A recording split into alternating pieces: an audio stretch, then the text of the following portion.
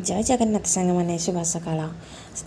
Morning घर ठाकुर पूजा सरीगला ठाकुर पूजा सारी morning बन थी मटर आलू तरकारी पूर्व दिन रात मटर पकई मटर आलू तरकारी आ चकुली पिठा करी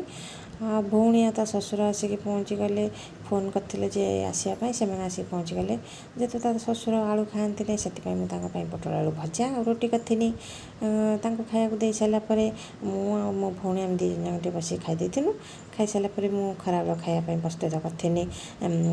कोसला शाग तरकारी कोसला शाग भजा कोबी तरकारी पोटल कलरा गोटा भजा माछ फ्राए खरा खाया मुझे सब बन थी ता शशुर खाया दे सारापर आम से समस्ते खाइलु खाई सारापर से खरा रेस्ट नहीं से संध्या बेले संध्यावती देकी आम भातिनु हरिहाट देखी हरिहाट जगन्नाथ तीन ठाकुर थे सज होते बहुत सुंदर देखा भी होते हरिहाट बुलनु से ब्राह्मण 32 जन बसती सबू ब्राह्मण को मो फ्री बस पैसा मो पुआ दिए ए बस भी मो पुआ देता पैसा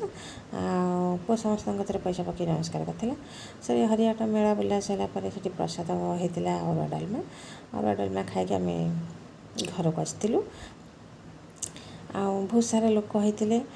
हरिहाट तो आम छाड़ खाई बासी आम हरिहाट एमती हुए आपंकर केमती हुए कमेंट जनइबे।